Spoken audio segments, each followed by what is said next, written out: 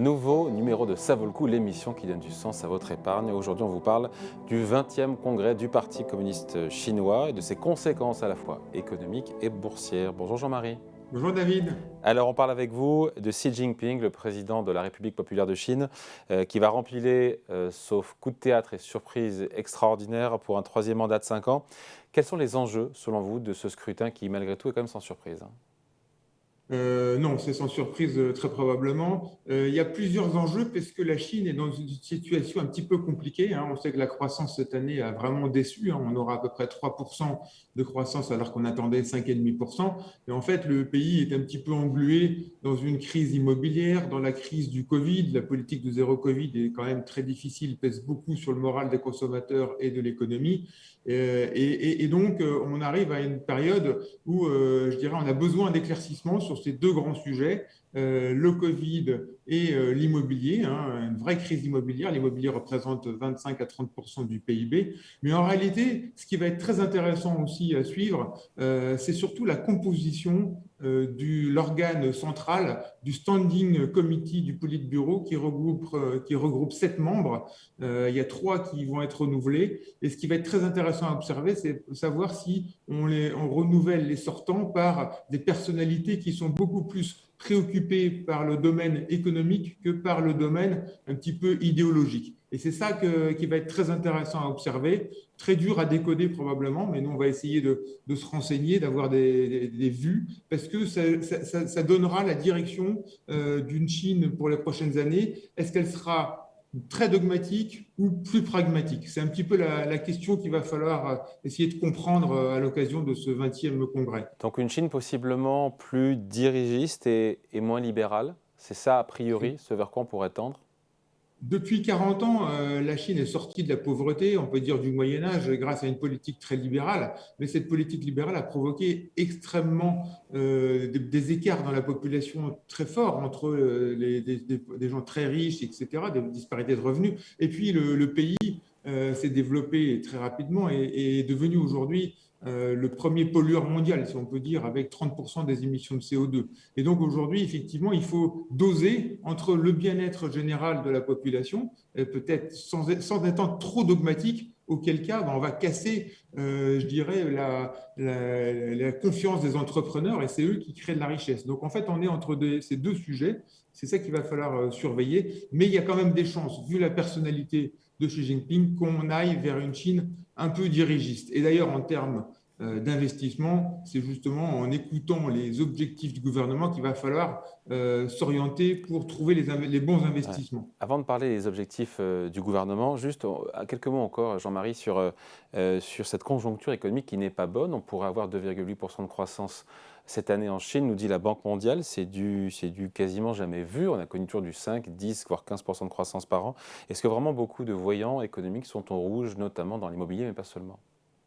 Oui, alors il est logique que plus l'économie se développe, plus le taux de croissance baisse. Ceci dit, là, il a quand même beaucoup baissé. C'est le plus bas de tous les pays asiatiques, carrément. Et effectivement, il y a beaucoup de signes de ralentissement dans l'économie. Alors l'immobilier, ça pèse énormément, hein, parce que les ménages, ces dernières années, se sont largement investis en immobilier. C'était un peu le rêve de tout le monde. Et ce rêve est un peu en train d'être cassé parce que les prix sont en train de baisser. Donc ça pèse fortement sur la confiance générale. Et d'autre part, on voit bien que la politique zéro Covid a pesé sur tout le secteur de la consommation. Et puis, il y a aussi un contexte géopolitique international qui est assez tendu.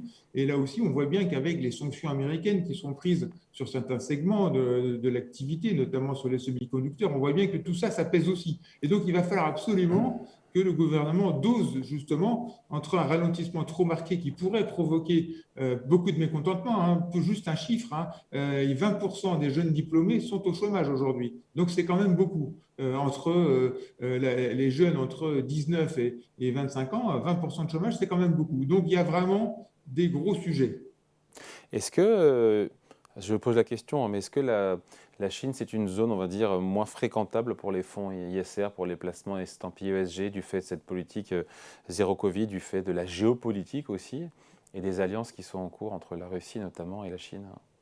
Alors effectivement, c'est aujourd'hui la tentation de dire c'est un pays qui n'est pas fréquentable, hein, dans la lignée, comme vous l'avez rappelé, David, de ce qui se passe dans le monde. Ceci dit, si on veut être pragmatique et efficace, si on pense à la planète, on est sur le pays qui pollue le plus, hein, comme je disais tout à l'heure, et par contre, on est aussi dans le pays qui a bien compris qu'il fallait faire quelque chose de ce côté-là, et c'est le pays qui a investi le plus dans les énergies vertes en termes de volume, beaucoup plus que les États-Unis, par exemple, 2 fois plus que les États-Unis, par exemple, dans les énergies renouvelables, éoliennes, hydroélectriques, solaires, et est en train de développer une filière de l'industrie des véhicules électriques qui, dans quelques années, risque d'être très compétitif dans tous les pays du monde. Au moment où nous, on est en train d'abandonner notre, quelque part, savoir-faire en matière de véhicules, parce que dans un véhicule électrique, il n'y a plus de moteur, il n'y a plus de boîte de vitesse, où les Européens étaient très forts dans ces deux domaines-là.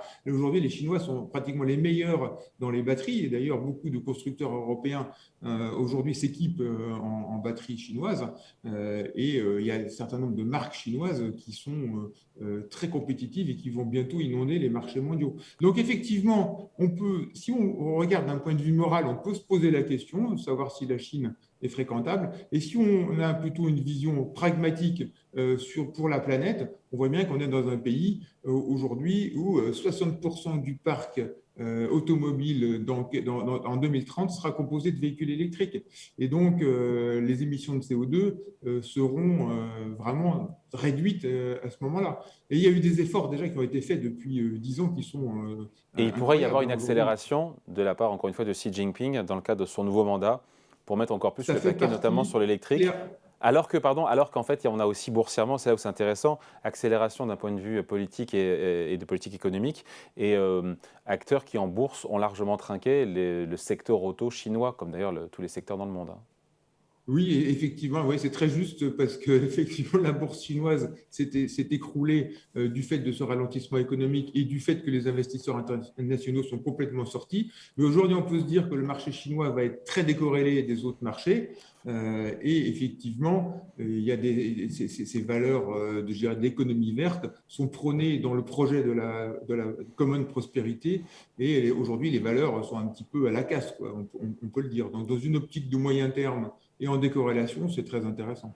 Et donc la Chine sera encore plus une zone boursière encore plus décorrélée du reste du monde, tout en partant avec des niveaux Oui, de price-earning ratio, de ratio cours sur bénéfice par action. Je me disais que je crois que c'est, on en parlait aux antennes, la bourse chinoise se paye 6 ou 7 fois les bénéfices. Hein. oui, exactement. Le MSCI China, on est sur un PE autour de 6-7% les bénéfices anticipés pour 2023. Et effectivement, dans un monde qui je dirais, fragmente, on va rentrer c'est un marché qui va être très décorrélé et qui est très intéressant aujourd'hui d'un point de vue boursier, notamment sur ces thèmes qui vont être dans une économie un petit peu volontariste et dirigée sur quelques secteurs qui sont des secteurs d'avenir pour la Chine. Avec des marques, on finit là-dessus, Jean-Marie, des marques qu'on ne connaît pas. Encore une fois, Geely, Xpeng, BYD, c'est des marques qu'on ne connaît pas ici. Hein. Oui, on peut rajouter NIO, et c'est des marques qu'on Dans ne le connaît secteur pas, mais auto, c'est des des constructeurs marques, auto-électriques. Hein. et c'est des marques qui ont des plans pour aujourd'hui se développer dans les pays occidentaux. Hein. Donc, à moyen terme, il y a des marques qui sont aujourd'hui effectivement inconnues en Chine et qui vont devenir connues bientôt dans le monde entier. Allez, merci beaucoup Jean-Marie Mercadal, directeur des stratégies d'investissement chez OFI, en duplex avec nous depuis Hong Kong. Merci, à bientôt. Merci David, au revoir. Allez, ça vaut le coup revient la semaine prochaine sur Boursorama.